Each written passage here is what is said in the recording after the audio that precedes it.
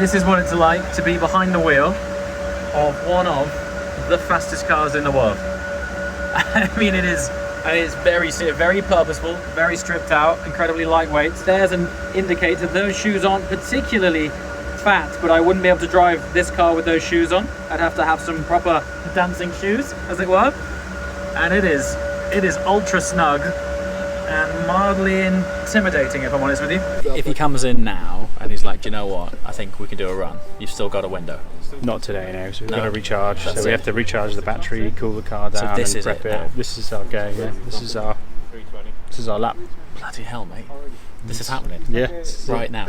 Now, these things happen every now and again. Different categories of cars go out and try and set their category record. This thing, over 2,000 horsepower, and I think it's just over 4,500 kilograms of downforce.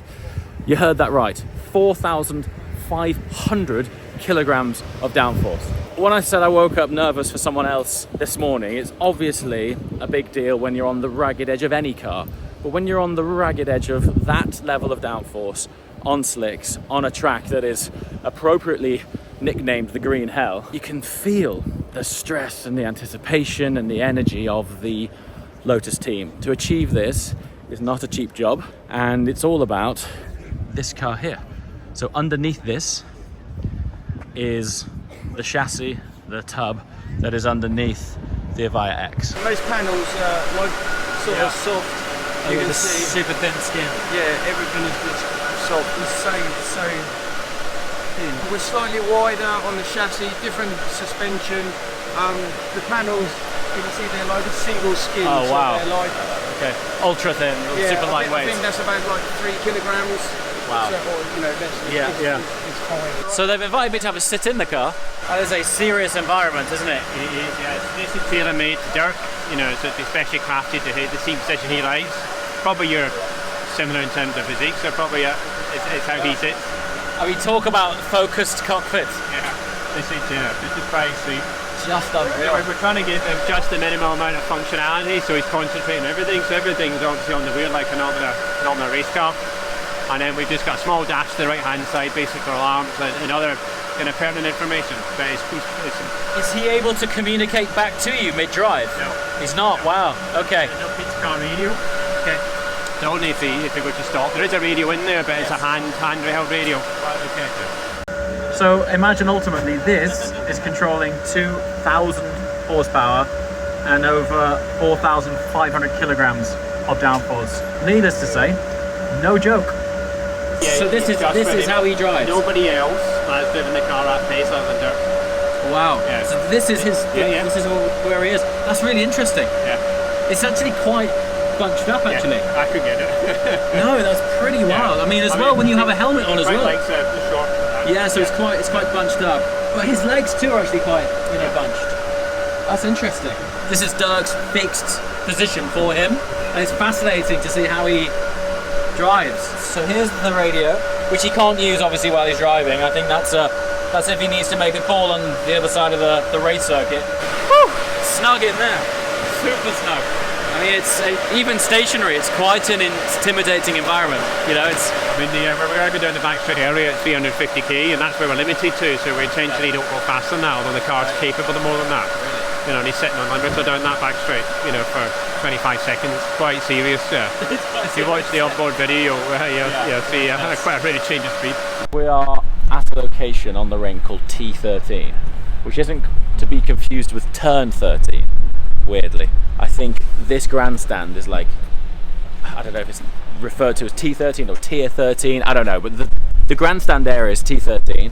This sort of pit area here, for want of a better word, is where industry pool would typically set up. So industry pool is the manufacturer's days where all of the brands would pool here, and they'd all go out of that exit there and go and shake down and develop their cars. But occasionally a brand will buck out the track exclusively, like Lotus have done today, and then they're going to go out in a Evija X and try and set some sort of lap record or category record, but whatever it will be on the very extreme end of lap records, and that's in the Evija X, which is a super high downforce version of the road-going Evija with 4,500 kilograms of downforce. When you're taking other categories of cars to the ragged edge, they're a little bit more organic and playful. When 4,500 kilograms of downforce lets go, it sort of snaps out of traction, and well, we're not on a full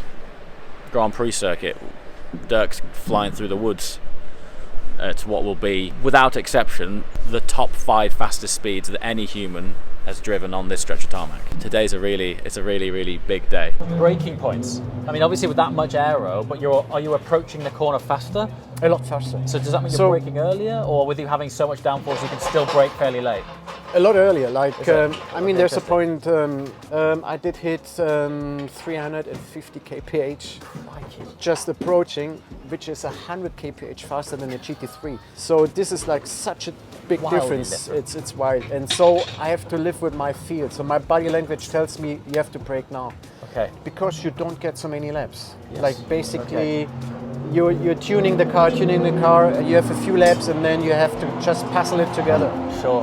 And what's it like having, obviously, it's got its own RPM, as it were, but obviously from an internal combustion engine, there's quite a lot of audible connection with a car based on if it's on cam and state of engine. In this, you've adapted it to a totally different feel. Yeah, people were laughing because I'm still using earbuds. You know, it's like so much noise at that speed. It's just aero noise. It's even the engines. I can, the drain of the batteries producing a noise, and everything is producing a noise. And yeah, just driving it is still kind of noisy in there. So that's why I'm wearing ear protection. But yes, the biggest thing is just getting used to the high speed. They've got a thumbs up. Comfortable? Yeah. Yeah, everything feels good. Lovely. Okay. It's interesting entering from here. Yeah, I guess usually doing it at the Yeah, exactly. So yeah. So, right. So I probably shouldn't speak to the You're alright. As it happens, my earphone's just fallen out, so you might have to shout anyway. That's fine. Braking straight. Lovely.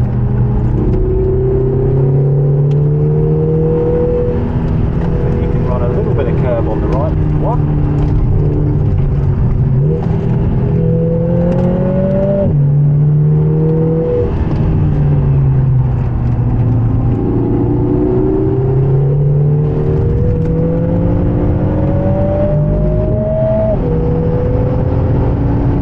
And in this, we're typically braking just before flip flaps, over the rise, and then again. Okay.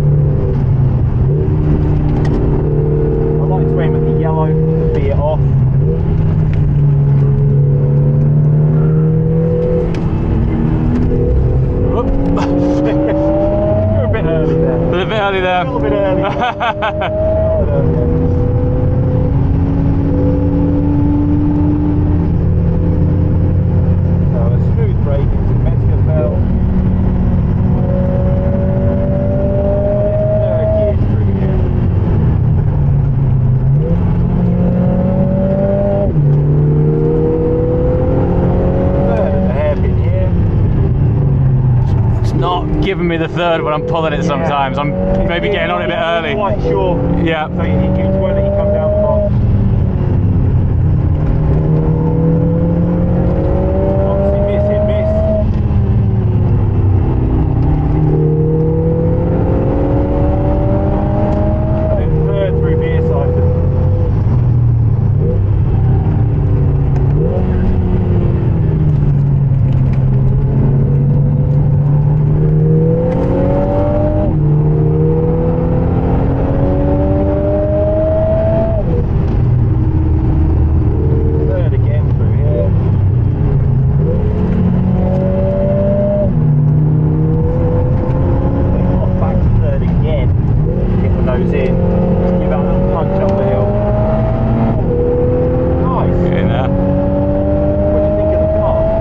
fun, isn't it? It's really good. We'll have a potential break here. He doesn't Yeah. fast, yeah. And obviously, late turn through roadwork. I think this is my favourite corner on the ring. I love Is it? I This love one it. here, yeah. It's It just, does go on, doesn't it? Yeah, it does. But there's so much positive camber that you can lean on.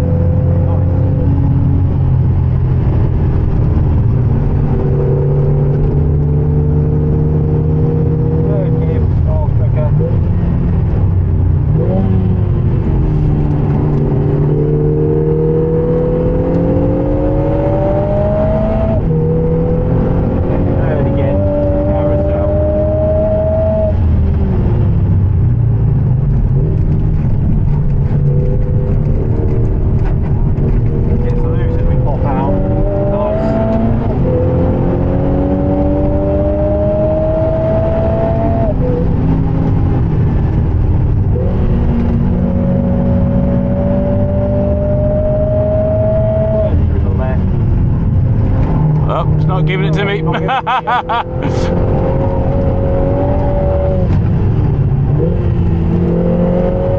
I love this section through Wimbledon. Yeah, it's so good.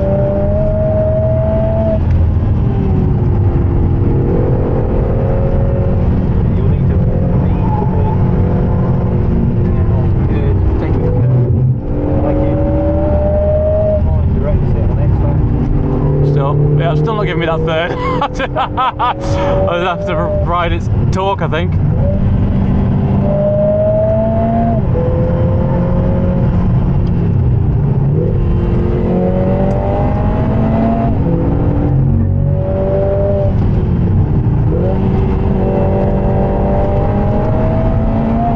Good front end cars. Great front end, yeah, it's brilliant. It's not that quality. Usually tests it to the max, isn't it? Yeah.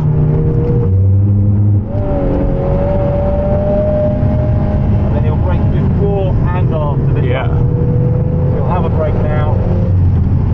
And again.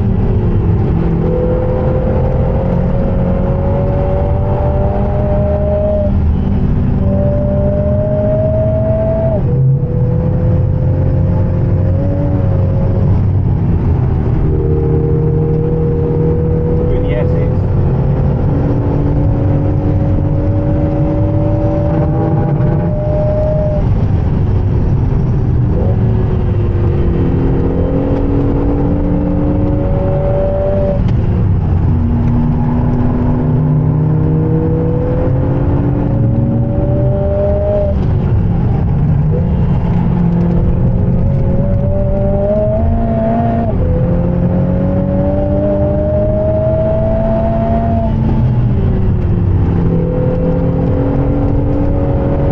They should be really fancy. Yeah, but you're good. I think you might Good try fun. You might try and pull our brakes down now, don't Yeah, it's really interesting experiencing it on a circuit that you're familiar with how one platform handles in certain spots, Yeah. and then how a different platform handles it. And yeah, it's cool, man. It's a lot of fun. And it's really interesting to, when you're approaching a corner, thinking you know how it'll react, and obviously totally different platform, different car, and how it reacts and deals with things in a totally different way. When you know how different marques handle things, how different Yeah. cars are doing it, different products, you also learn like what's wrong. Because Sure. there's some things on the track where it's just that is the track feature, Right. and it needs to somehow deal with that. Yeah. But then sometimes it's just like that's just not working properly. We can make Sure. that better. But as a platform, it really makes sense here because it's like a fast B road almost. Yeah. So yeah. it sort of it really works. How much track time have we got left technically? About Technically, 28 minutes. We have to be finished off the track by 4:30, so realistically we have to be on by 4:15 to give us any chance to get round and make sure that we're definitely off. Okay. So if he comes in now and he's like, do you know what? I think we can do a run. You've still got a window. Not today now, so we've No. got to recharge. That's So we it. have to recharge the battery, cool the car down, this and is prep it it. now. This is our go. Yeah, this is our lap. Bloody hell, mate. This is happening. Yeah, Right now. I mean, normally on this lap should be around about 1:30 quicker than most average laps. So it's going to be back quite soon. Quite soon. So this guy here is looking very official. Is exactly that. So he is the designated lawyer who is here to approve and officiate that all of the timing equipment is right. I think he brought it himself in a briefcase. He sets it up. He is the Nurburgring official officiator of legal standings for times. It's no joke, this. It's real deal.